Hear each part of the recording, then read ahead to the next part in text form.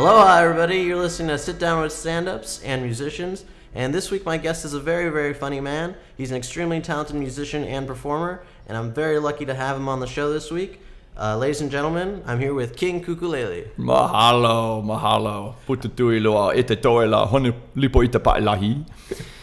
All I know is humuhu nuku nuku apua. Hei wahili hole. Hui kona laia. Yeah, these are Hawaiian lyrics. How are you, King? I'm great. Good? How are you doing? Very good. good. It's nice to meet you. It's nice to meet you, too.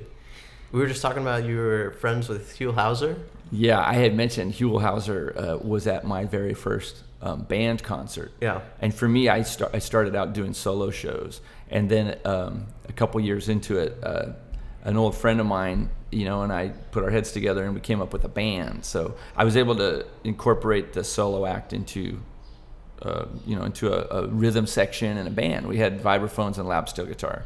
It gave me a little bit more freedom to goof around with the audience and not have to sustain the musical underscore all the time. And I love Huell. Like, was he just in the Huell back Howser. of the audience like, oh, wow, that's amazing. You are playing Hawaiian music. Wow, I don't know what you said, but yeah, it was cool. Was he a cool dude? Did he like... He is a cool dude, Yeah. yeah.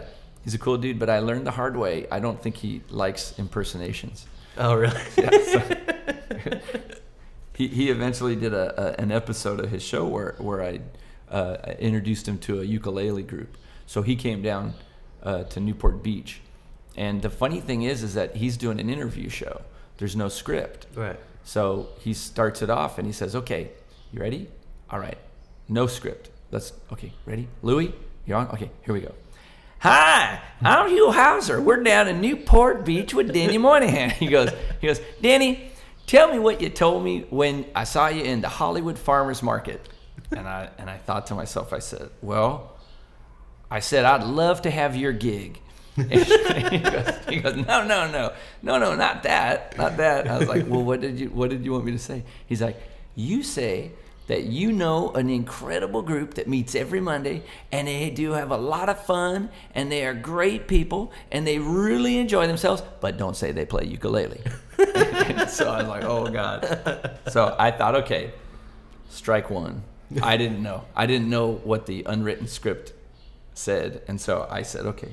So then he goes, hi, Danny, tell me what you told me. And I said that I know this group. They're great. Every Monday they play, and they get together every Monday, and they do this really fun, and I'm trying to not say ukuleles. And he goes, and what's that I hear in the air?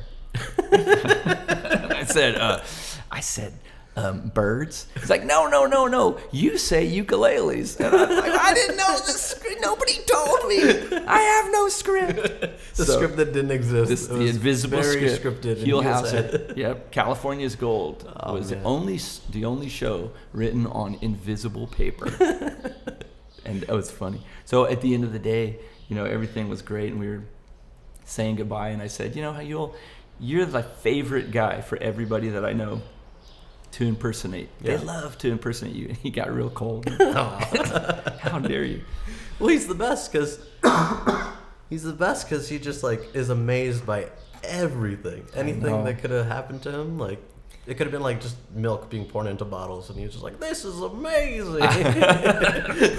That guitar only has 4 strings. Yes. That guitar's so small. What happened? You're never supposed to put a guitar in a gas dryer. I have a feeling that he was very smart about it. Oh yeah, he had to have known a lot to keep conversation. Yeah, but I think he knew that people. He might have been playing to the lowest common denominator, which is smart, Yeah. It's like, those people are out there that are just going to be asking the simplest of questions, Right. And so, and I think it was also endearing. But yeah, I seriously thought that guy has the greatest job, And on a darker note, I heard that episode of ukuleles was very, very popular, and evidently he would sell these videos at the end of the show. You could buy them for $20. Yeah. I heard he sold 1,000 copies. Wow, that's amazing. If you multiply that 20 times 1,000, that's over $8,000. Yeah. So I think that guy was making a lot of money. Oh yeah, you know, he had to. Talking about ukuleles and yogurt and dirt clods. Yeah, just being blown away by everything. Good for Huell. Yeah, and the great thing is that he has a name that's never going to end up getting sort of like confused in Google searches. Oh yeah, you know, so it's not like anybody else named Huell Howser is going to end up being in a metal band. Number one search every time. He's like, gosh, I was looking up Huell Howser and this heavy metal band keeps coming up. The Huell Howser Experience. Yeah. Well, just to get back to what you do, you play Hapa music. Yeah. From like the 1930s and 40s. Uh-huh.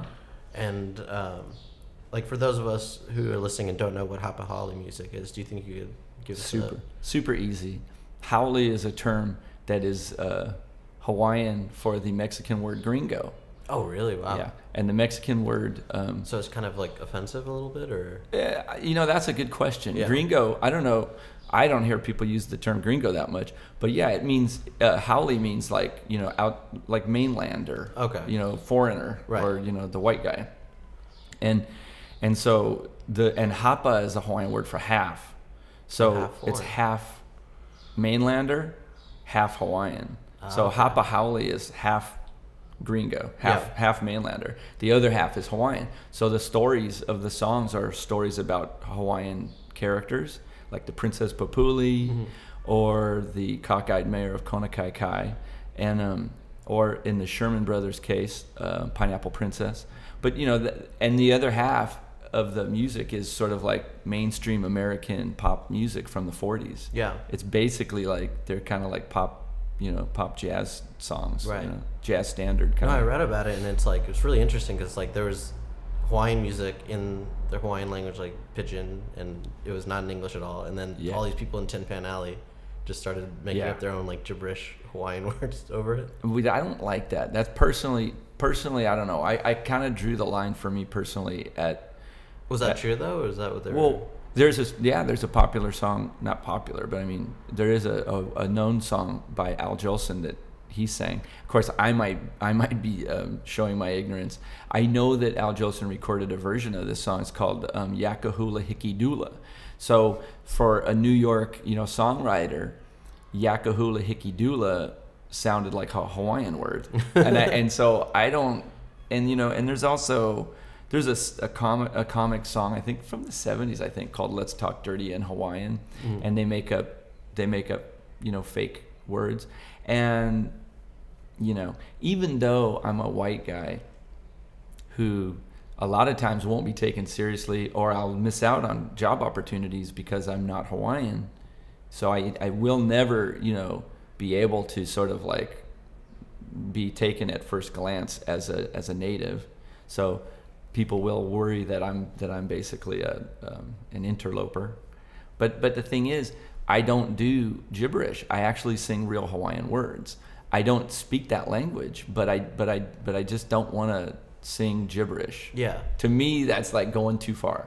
So a lot of Hawaiian people will look at me and say, I don't think I could take this guy seriously, and then they'll hear me sing a Hawaiian song in Hawaiian language, and they'll think, oh, he speaks Hawaiian better than I do. He knows the stuff. Yeah. So yeah, and that's happened quite a few times, and you know, and I think they also a Hawaiian musician will respect musical talent, you know, whether you're Hawaiian or not. Right. And then I sing the songs in the native language, and I think they like that. And these are comical songs often. Yeah.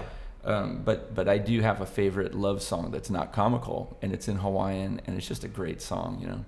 That's so cool though that you like know this other language through music, like you learn. Yeah, it is weird. That's really cool. I don't speak the language, but if it's in a song, I learn it the way it's, you know, written. Yeah.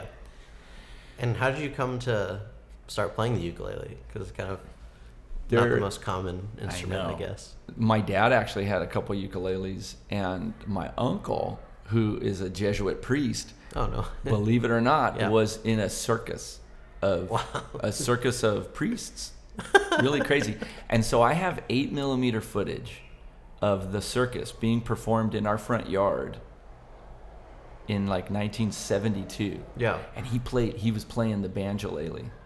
I think it was a banjolele or maybe ukulele. So I have a little bit of ukulele in my family. So cool, yeah. Yeah, and so it's a Jesuit priest group in yep. a circus. Yeah, and it's funny because I have the footage and I can't remember the name of it, but my uncle is Mike Moynihan in Sacramento, and he what they did is they set up a backdrop. They just tied a backdrop up to our front yard, and the backdrop was probably like, maybe 12 feet across, and that was the entire setup. It was a circus that would perform through a curtain. Yeah. But there's this. It's such a trip to see this 8mm footage of children in Anaheim sitting on the grass in 1972 watching this circus, and with 4 guys, they would come out and do solo acts and duo acts. And then there would be like 4 people acts, and they just kept this thing going. And it was some of the old, arts, juggling and mime, and music and storytelling. And it's such a trip that we have this 8mm film of this. That's so cool that you have that footage. So there's a little bit of ukulele in my family background, and I had these fond memories of it. And the next thing you know, I'm living in LA. And I go through this devastating breakup, and my heart is broken, into small pieces. And it was the first time I'd ever sort of like actually been devastated like that. And I felt like I had 2 choices. And if I thought maybe I can work through the pain, and maybe through communication and expression I can rebuild, and that was just not an option. Right. With my ex, that just wasn't happening. So my second plan was to run away and join the circus. But there wasn't a circus. I just ran away, and I traveled, and I knew that I didn't have enough money as a struggling actor. I didn't have anywhere near enough money to live on the road. So I brought a guitar, and I brought my dad's baritone ukulele. And so as I started like mustering up the courage to overcome my shyness and play in Paris on the street and on the train, and in England, I was playing ukulele, but I was playing guitar. It was louder for street performing. But then I ended up getting a job in Ireland at a place owned by Bono. I read about that, yeah. That's so cool. Yeah, and the thing is, the manager of the place, I was kind of like pushed in front of him by a friend in Dublin, and he said, well, yeah, we have guitar players, and they're maybe, but it's not really that. Right. And my friend said, he plays ukulele too, and the manager said, oh, really? And so the next thing you know, he says, come back in a week and I'll give you an audition. Wow. And the next day, I'm on the street on Grafton Street in Dublin, and I'm having like the best time. It was like the best day ever. And there was a bunch of Spanish exchange students crowding around me. And what I was doing was I was singing, I'll give you an idea. I was singing this. And it would, and I was singing to the kids, Spanish kids, shake it up, baby, now. A twist and shout. Come on, come on, come on, come on, come on, come on, come on, baby, now. And it was like, okay, they thought this was funny. But then I'd get to the part where I'd say, ah, and you'd get like these ladies filled with, it was a shopping district, and they'd have bags with shoes and bags with dresses, and and as they would be like right in front of me. Yeah. And they always insisted on walking between the audience and me on guitar, and they get right in between. I'd say, ah, and their expression of disgust at my lack of talent and my utter tone deafness and everything was what made the audience want to stand and just crack up. And they were just like watching these really snobby ladies judge my performance. And that was their entertainment. Yeah. And right at this moment where I had maybe one of the best crowds that I've ever had, right at this moment, this manager of Bono's restaurant comes riding by on a bike. And I see him ride around the back of the audience and look at me. And then he made a U-turn and he came back and he rode up behind me and he goes, just come in tomorrow. You know, he said, wow, just come in and play tomorrow lunch. Yeah. And I started playing, and you know. That's amazing. Yeah, it was. That's so cool. Just great. And did you two ever come in and like you get to perform for him, or who? You two? No, you Bono. two. Yeah, I used to see The Edge. Nice. The Edge would come in, right? And Yeah. I used to see him, and I used to see Jim Sheridan, the film director, and then one day I looked up and I was eating my free meal before my show, and I looked up and there was Bono walking in with Michael Stipe. Oh wow! I was like, oh, that's REM and you too. And then behind them was Michael Mills and The Edge. And then every guy, all four guys from REM came walking in with all four guys from U2. That's and crazy. they walked past, and their girlfriends and wives, they all walked in, and they went up to the second floor balcony VIP place. And I did my show, and the wives all came out to the balcony. They were hula dancing and doing their thing. And then at the end, afterwards, I was hanging out, and Bono came up to me.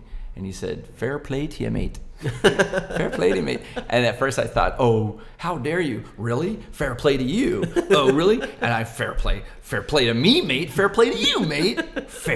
What fair play? And I thought, oh, that's a compliment. Oh, that means good job. Yeah. And then Michael Mills said, he goes, you ever hear of Pat Paulson? I was like, yeah, Pat Paulson. And I'm like, grew up, you know, in the 60s watching Laughing and Smothers Brothers and all this stuff. And I said, yeah. And he goes, Pat Paulson tells this joke. He goes, hey, you know what a wahine is? And then you say, no, what is it? No, what is it? It's what you put on a bahun with mustard. And it wasn't sort of like the humor of the joke as much as the fact that the bass player of REM is telling me a joke with a Hawaiian Hapahali theme. Yeah. So That's so funny. it was pretty awesome. Is it true also, I read that Ben Stiller was there one night? Oh, and you yeah. got him on stage? Yeah. How did you get him on? I'm super shy too. Yeah. Usually I'm really shy. I shy away from these situations, but I was on stage and my adrenaline was pumping, and I sort of felt like I commanded the space, and he was sitting right down next to the stage. And I said, and the thing is, like, I remember it was New Year's Day, and it was 1995. Wow. So I don't know if he had been in. That's like Cable Guy time, I think. No, for him. really? Or maybe a little bit before. Because Cable Guy is directing, right? Yeah. And he directed that film, no, it's not. I can tell you definitely it's not, because it was January 1st, 1995. And I had felt like he was not a well-known face, so that I didn't feel as obnoxious to call him out, you know. And the reason I know it's not Cable Guy is because when he came up and sang 2 songs with me, and I just felt really good about myself, and I felt like he was a great guy, and he had a great sense of humor, and I called him Chicken. I said, "Hey, you're that guy," and he goes, "What?" I go, "You're that guy," and nobody knew. In the room, nobody knew what I meant. Yeah. And he's like, uh-huh. And so I said, "Come on up and sing a song with me." And he goes, no. And I go, "What are you, chicken? And I don't know. Like, I guess in a way, I guess it's obnoxious, a little bit obnoxious. But he came up and we sang Istanbul. No way. That's so cool. And then I started playing Take 5 on the piano. There was a piano behind me. I started banging on the piano. It was great. It was just fun. Yeah. And I did run into him once in Los Feliz, and I said hi, and he remembered that night. Did he really? Yeah. He's really sweet, you know. Yeah.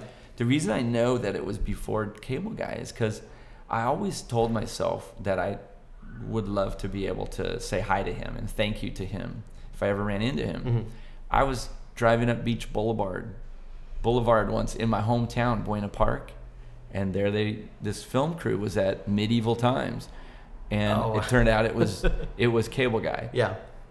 I didn't know until the movie came out that he was the director of Cable Guy. Yeah. So. Oh man, that would be really cool. He was in my hometown, and I would have probably been totally out of place to say hi, but I like his stuff. I like the work he does. He's so funny. I love the original like Ben Stiller show. I thought that was the funniest thing. Yeah, and his lineage, his family, his dad, Jerry his mom Stiller and dad. and everybody. Yeah, it's just neat. It's just neat to see a family have They're a tradition. all hilarious. Yeah, Yeah. Like, it's so cool. And it goes back to the golden age of television, and just it's neat, you know. Mm-hmm. I'm just sort of like, I just know the older I get, the more I love the idea that we can actually preserve the roots of television and see that comedy, you know, the origins of comedy sort of like still exist in what we see today. I love it. A lot of especially their stuff is like still hilarious today. Like it still holds up in comedy. I love seeing things like George Carlin in a suit. Oh yeah. I love seeing Lenny Bruce, you know, when he was just doing straight jokes, you know, and it's just great to be able to see that stuff. You can, you know, get on YouTube and you can just learn. Yeah, I saw some Lenny Bruce stuff in the early days. I was like, oh my god. He's just You got a tattoo on your arm. What are you gonna do? You can't be buried in a Jewish cemetery. And it's funny, like this laugh. He sounds like a seagull.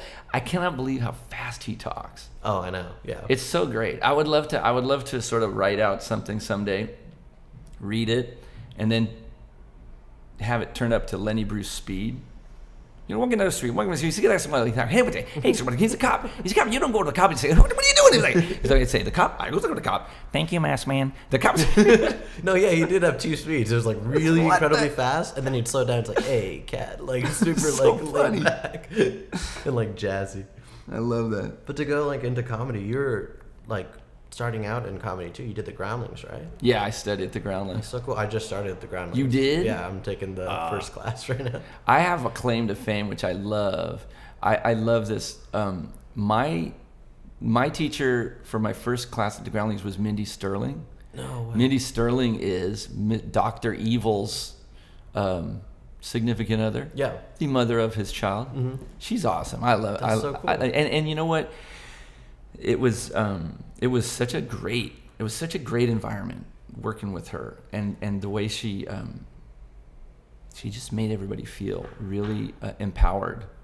I love that. I love when you can be creative and be nurtured. Yeah. And it doesn't have to be about the bigger picture. It was just fun, and it was great education. She was great. My second and third and fourth class were taught by the GIMP. No way. Yeah, the GIMP. Wow. And nobody knows what he looks like. They just know him by that cue ball in his mouth. And that was my teacher. And he was awesome. And I didn't know it. Griffin used to be a teacher there too. Yeah, she hit on me once. Did she really? Yeah, but I was young and naive, and I didn't know the ways of the world. That's so funny. She just came up to you like she was wearing leather. I should have known. A woman wearing a leather jacket, you know. Yeah. Wildcat. That's so funny. Yep.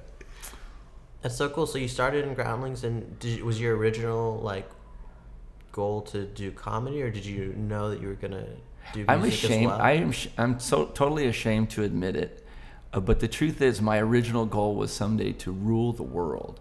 And I wonder how many people doing music or acting, film, directing, or anybody, how many people actually decide what I really would love to is just rule the world, you know? Because I had very high aspirations. I had very high hopes. And I think that one of the great things about getting old is that the goal of someday ruling the world gets tempered with, you know, reality. And guess what? To be able to sing to people, to be able to hear someone laugh at something you did, to be able to see a child bounce because of excitement, because of something you're doing, that becomes the reward becomes so valuable there that it's changed for me. So, you know, this term journeyman is I think a common term for plumbers and electricians. Yeah. And I think that if you can at someday become a journeyman entertainer, and the only reason I call myself an entertainer is because you get to write off more for taxes. Originally, I would have said I said to that tax lady, I said, I'm an actor. And she goes, well, I think you should be an entertainer. because I do music and I was doing music on the side. Entertainer's better because then you just write off everything. Oh, wow, yeah. Music, comedy, acting, pantomime. But as an entertainer, I lost my track of thought. What was I saying? Ruling the world. Yeah, no, the ruling the world thing, but the journeyman performer, it's great. Like I can actually say that I survive on money that I make performing for people. I'm not ruling the world. I just, I don't know. I definitely think that my work ethic is not as good as it could be. I'm really impressed when I see people that are just very, very work oriented. But and the other thing too is that as far as the work ethic goes, as far as social media and marketing and all those things, there's a lot to be said for the value of that. I think as a musician, I learned that you need a product. So you get your product, and I feel like once you've got a product, if you're making a CD, you might have a second CD or a third CD. At some point, I think it's smart to stop producing product and just start marketing what you have. Yeah. I don't know what the line is, where the line is, and what the balance is, but I think that once you have something to sell, you need to make sure you did as good a job of selling it as you could. So everybody knows about it. Yeah. And I don't know. People would argue this point. I mean, somebody might totally disagree with me, but I feel in terms of do what you love, that school of thought, do what you love, people would say, just don't worry about marketing. Just do what you love and then do some more. Do another album, or write another, produce another video, another video. But I just feel like you could do that. And if nobody knows that you're doing it, then it may never get to the next level. That's true, yeah.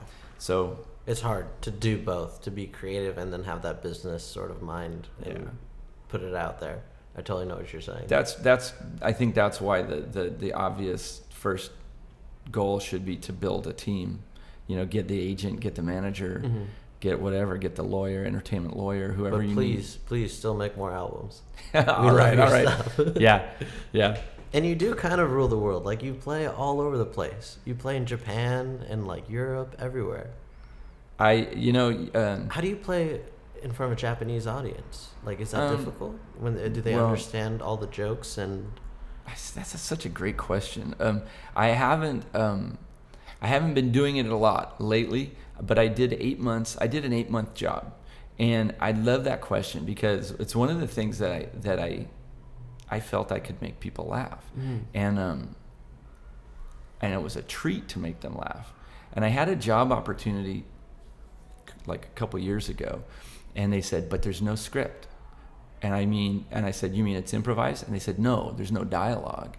You're going to be playing a silent character, and this character is going to work with a character from the Cars movies." Oh. And so this character will be sort of like the foil for this other, it will be a car. Yeah. And I just thought, God, I would love to jump at that opportunity. And it reminded me, it took me back to the Japan thing. It's like, I learned a few phrases. I learned my favorite phrase, watashi wa baka-san. What does that mean? I am Mr. Stupid. and baka means, stupid. And san is, baka-san, Mr. Stupid. And watashi wa is me, I am. So I learned a couple phrases, and I learned some Japanese songs. But in general, the bulk of the show, 30-minute shows, the bulk of the show would be goofing around. And I developed the flying ukulele there. Oh, I love that. Yeah, the flying ukulele became like a great trademark. And that, for the people listening at home, that's when you throw your ukulele out in the audience and it just comes flying back into your hand. Yeah, the ukulele on a bungee cord.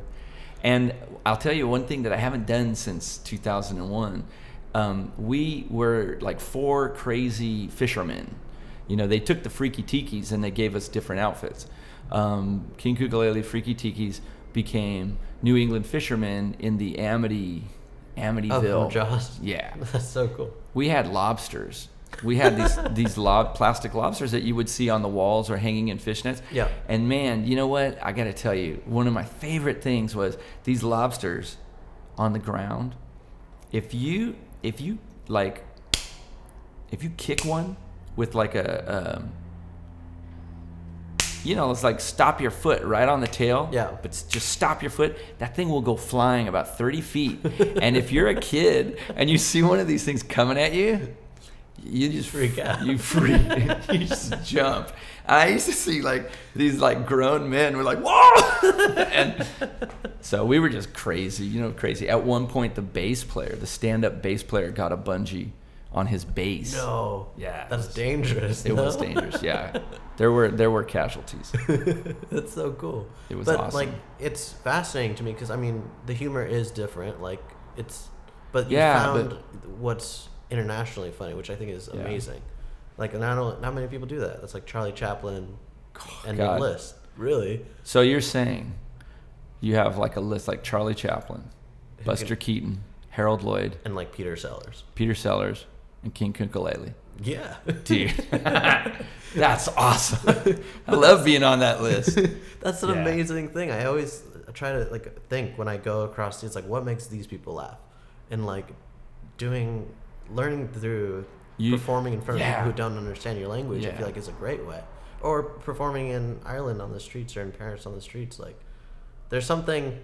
I heard this from, I think Lorne Michaels said it from SNL. He said there's something to perform on a stage at a comedy club when people are expecting to laugh, but to do like SNL, like live sketch, is kind of like a street performer when nobody's ready for it, and it's way harder to make that person laugh. Yeah. And I think that's such a cool talent that you've acquired. Well, it's very nice of you to say. I really appreciate hearing that. I have been thinking the last couple of years about something that you know, I feel like I can actually say that even though I have these big ideas and big aspirations, when I think about how much it just is such a treat for me to see a little kid just goofing off, just being goofy. When I'm doing a show, when I see kids just start dancing, I just think it's the coolest thing for me. Yeah. And what I kind of sense is that I feel like I actually have an innate just sort of like joy of life. Like, I really feel like of all the planets, we got the best one. We're on the best planet. It's the best planet. We have totally the best won. planet. Yeah. It's so awesome. And I just love it. I do really feel like we all have the capacity to create joy. And if it's happening, then awesome. Then you're golden, you know? So I really do just feel like it's just an honor, you know, to be out there and to make people laugh. So I'm enjoying it as much as anybody else. And I think that has a lot to do with what I consider when it's working for, you know, I feel it. I feel like everybody's just having fun. It's like that, you know, it's like sometimes I'm trying to be funny, and then sometimes I'm more just trying to be fun, just trying to have a good time. It's so interesting because when I watch like some of your videos on YouTube and stuff, I still haven't seen you live, unfortunately. I got to come to one of your shows. One of these days. One of these days. But you're very animated and like almost cartoon-like on stage. So it's like, it makes sense that there's 4-year-olds running around doing cartwheels and stuff in front of the stage. When did that even start? When did kids start coming to your shows, and did it freak you out at first, or did it catch you off guard? Like, no, I don't think it caught me off guard because the audience. I think what happened is the first shows that I did when I got home to America were in cafes, and I started working in Fullerton at the Hub Cafe, and it had every other Wednesday, and I would do hours. Like, I would do these like 2-hour long shows. Wow. Just like boom. And I had all this freedom to be improvising, and then I would pull out a whole bunch of list of novelty songs, and then I had a whole section of the traditional Hapa Haole. So it was a Hawaiian act, but I also had all this freedom to do anything that was novelty. And then I would do a chunk of improvisation. And I started to get more involved with the Tiki scene like in '97, Tiki stuff, and I started doing shows in Las Vegas and in San Francisco. And that led to eventually Otto von Stroheim, who had been producing these shows, started producing an annual event called the Tiki Oasis. Oh yeah, in San Diego. Yeah. And the Tiki Oasis, which started in Palm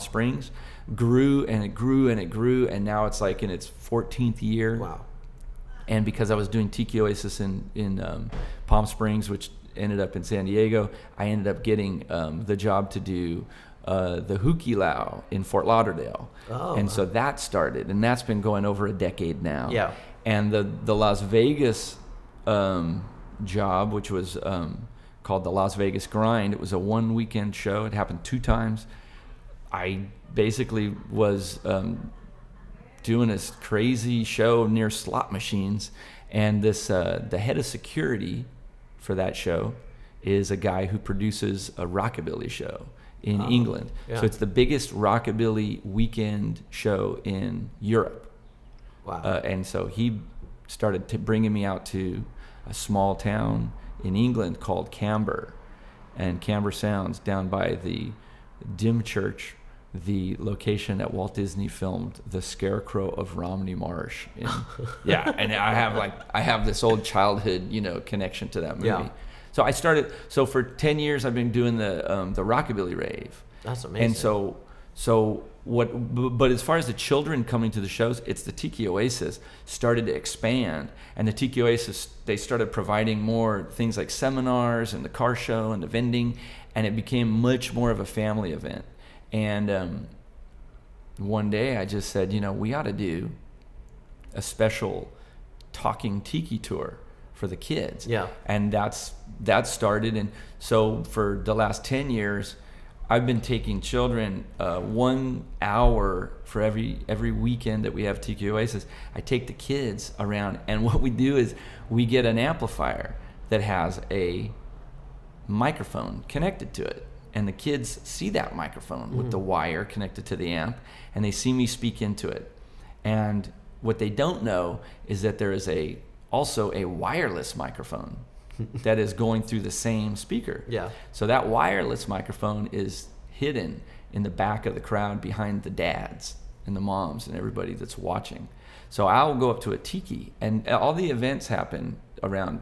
We're surrounded by tikis. Yeah. And I'll go up to the tiki that's overlooking the pool. It's like, might be a Easter Island Moai head, and I'll say, "Hello, how you doing, tiki? How are things?" And I put the microphone up to the mouth of the tiki, and they will hear amplified response Of somebody else and, talking. Yeah, and the That's kids so buy funny. it. The kids buy it, and I saw that video too, and it's amazing. It's so fun. It's really cool because it really says something like that.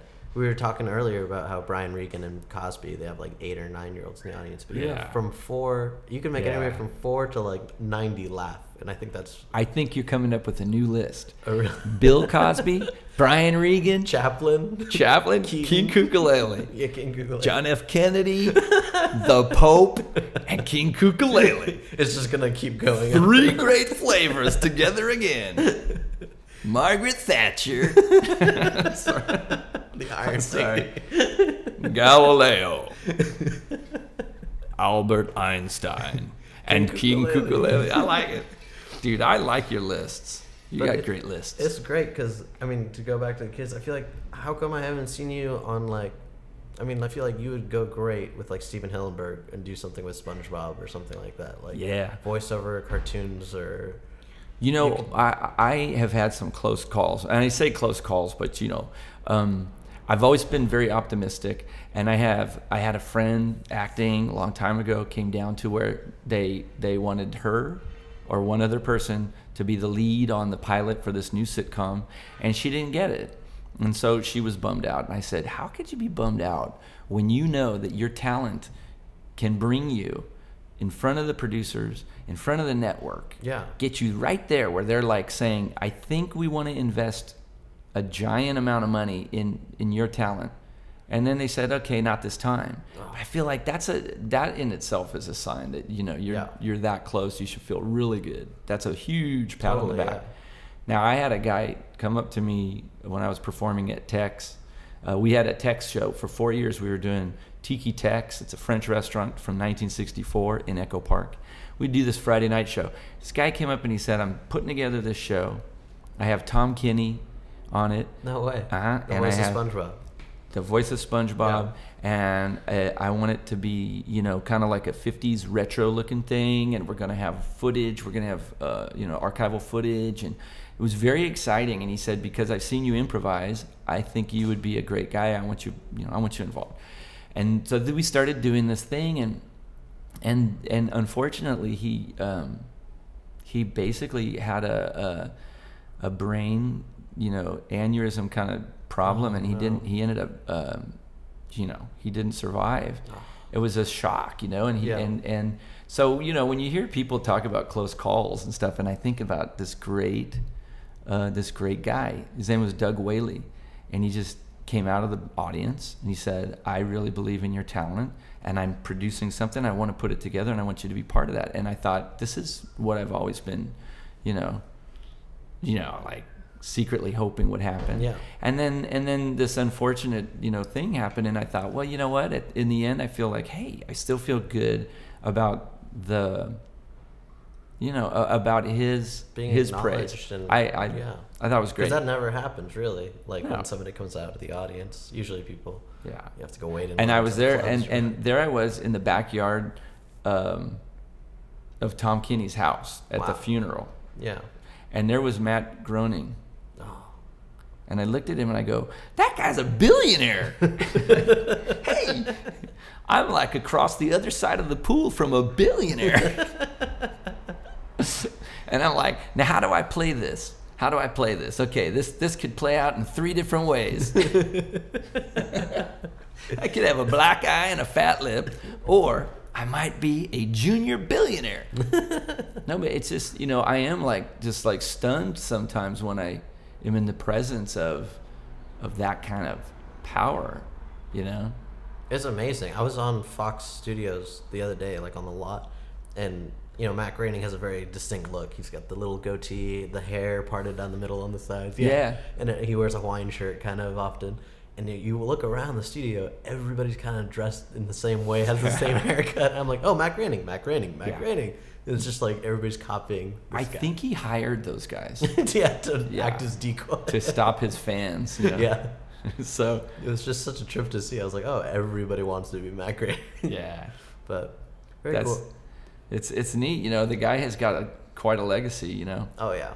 He should be pretty happy with what he's been given in life, and you know, you are reminding me of a lot of great things that I have to be thankful for. And the truth is, I think that there should be a word for maybe is there a word? Maybe I'm just too dumb to know it.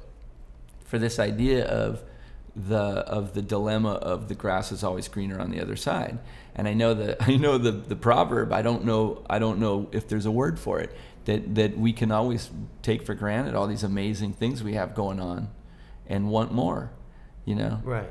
I think, and I can understand why people have always, you know, encouraged goal-oriented thinking and wanting more. But I think that there should be some sort of like way to, you know, never stop appreciating what you have, what you already have, yeah. While you're hoping for more. But yeah, that's some really good advice, I think. But after talking to you for the last half hour, I feel good about myself. No, I think you're a great performer, and I really look up to you. Because, I mean, you do everything I love. You do music, comedy, improv. Wrestling, and you mix tiki into it, which is like something I've always loved. So well, that's great. Awesome. I was wondering if we could play a song together. Oh, by all means. By all means.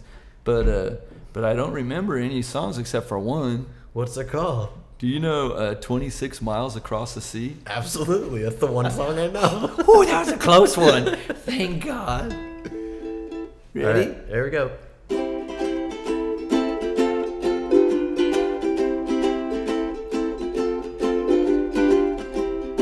Oh, so far so good. This is great. Sing it, Ari. 26 miles across the sea, Santa Catalina is waiting for me. Santa Catalina, the island of romance. Romance, romance, romance. Water all around me, everywhere. Tropical trees and the salty air. But for me, the thing that's waiting there is romance. Romance, romance. seemed so distant, 26 miles away, resting in the water serene. I'd work for anyone, even the Navy, who would float me to my island dream. 26 miles so near and far, I'd swim with just some water wings and my guitar. I could leave the wings, but I'll need the guitar for romance, romance, romance. Awesome. Perfect. That was so much fun. Thank you Nailed so it. much. That was great. We should start a band. Yes. Thank you. That was awesome.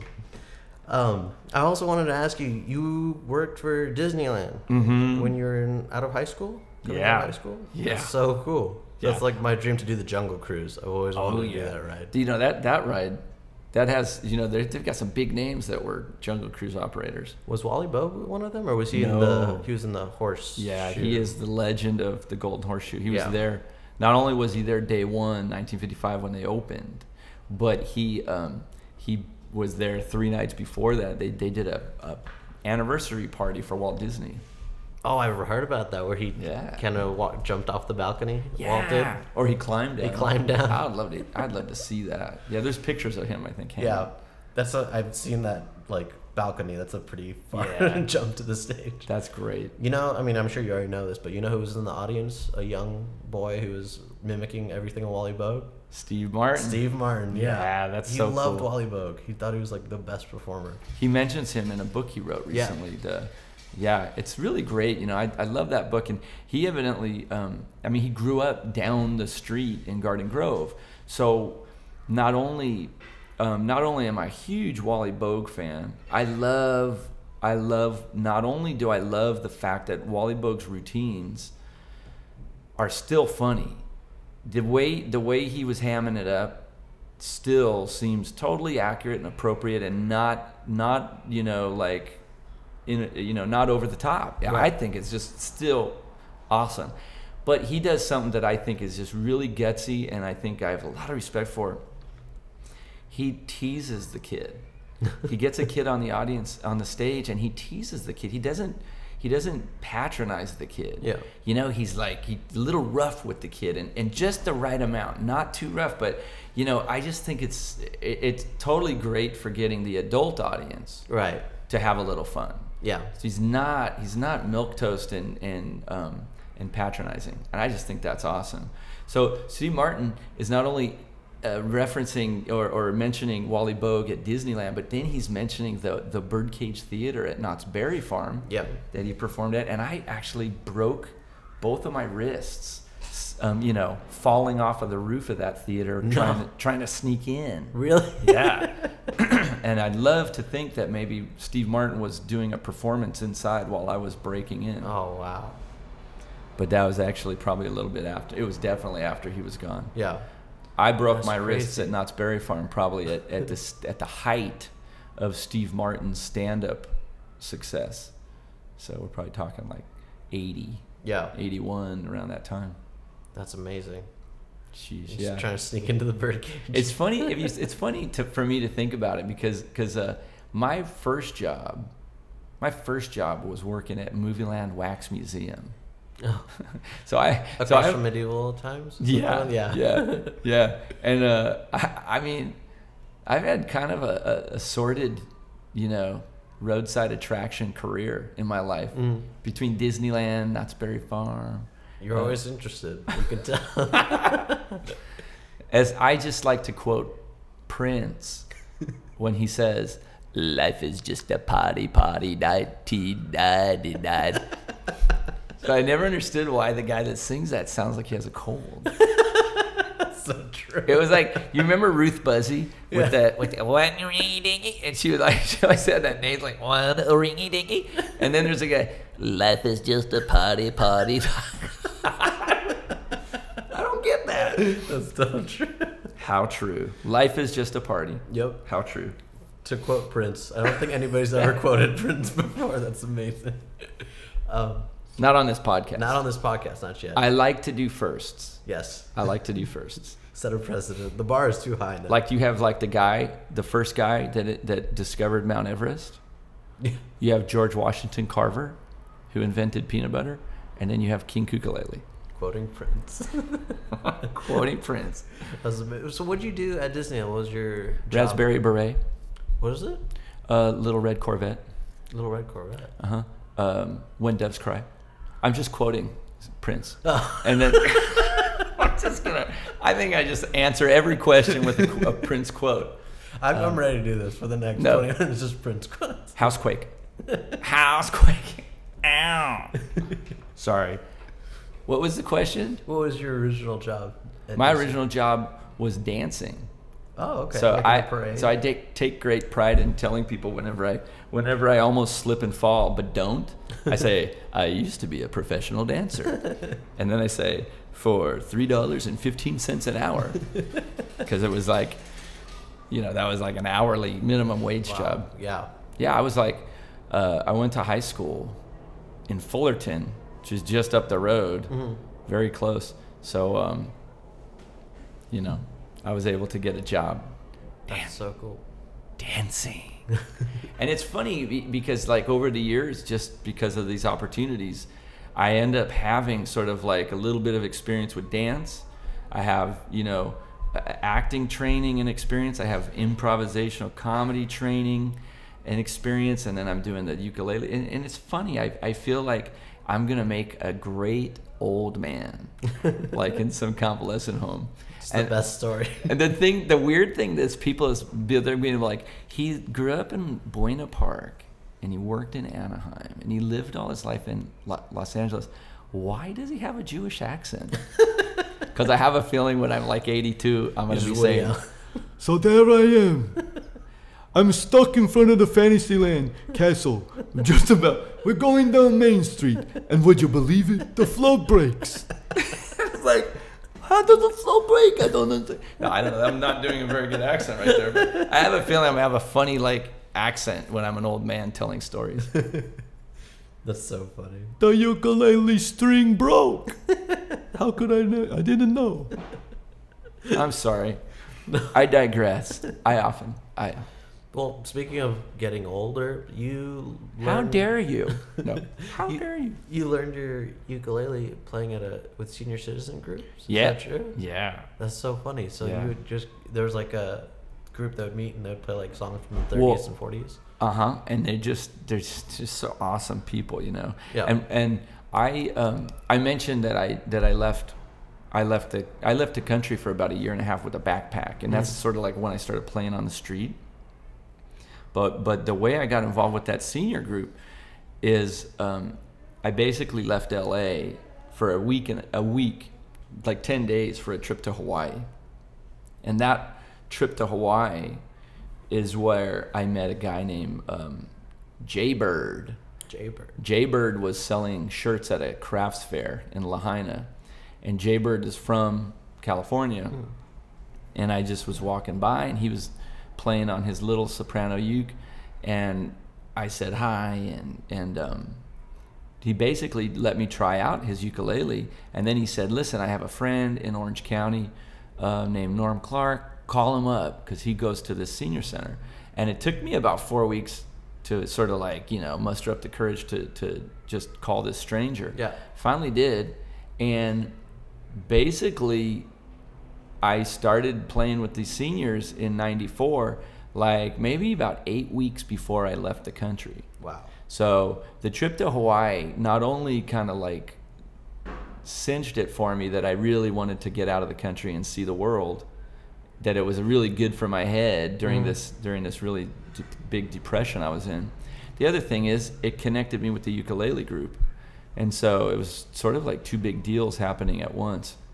That's perfect timing. And that group in Newport Beach, it's actually Corona Del Mar. That's the group that Huell Howser came and filmed. Oh wow! So he did a whole half hour about these people.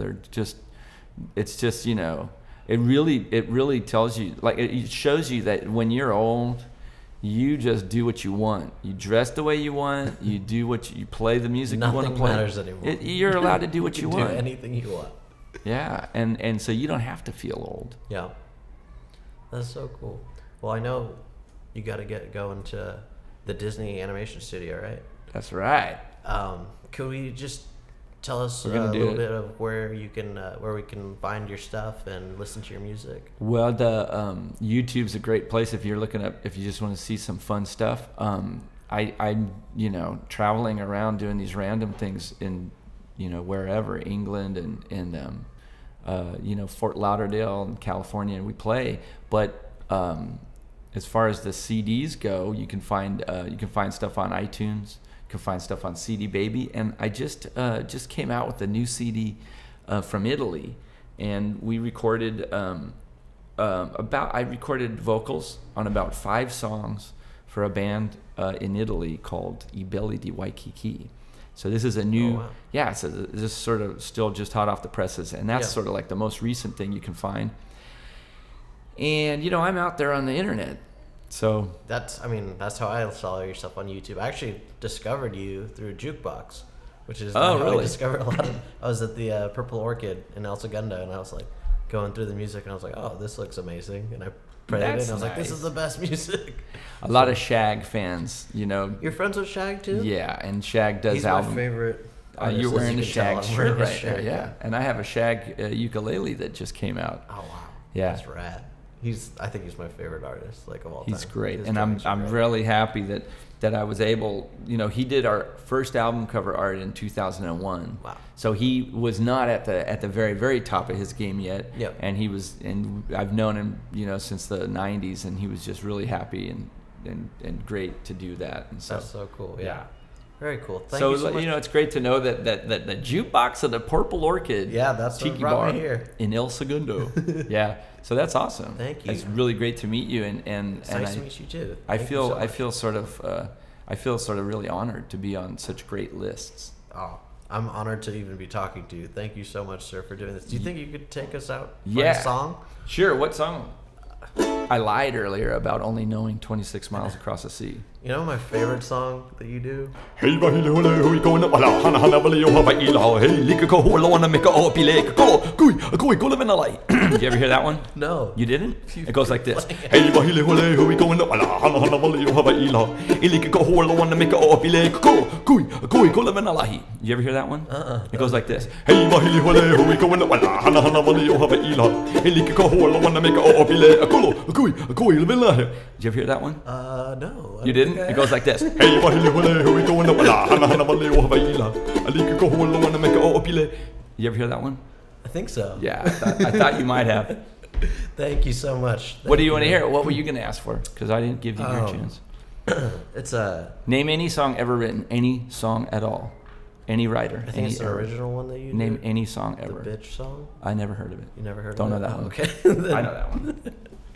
But are we allowed to sing? Are we allowed to say that on the You podcast? can sing anything you'd like. This is one that the 4-year-olds really like.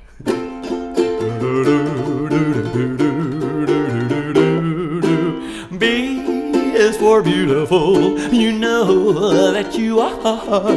I is for incredible, my incredible darling. T is for terrific, because you're so terrific. And C is for caring, loving and caring. H is for heavenly, my heavenly angel. You my bitch, you my bitch, you my bitch, you my bitch, my bitch. I told you. I want my dinner on the table when I get home from Big Lots, formerly known as Pick and Save, at 5 o'clock. Else I will be so mad that I will kick you so hard I won't be able to find my Tuesday. You, my bitch. There you go. Thank you so much, sir. Spell it out. Thank you. It was great talking to you, King. You too. Thanks, Ari. Thank you.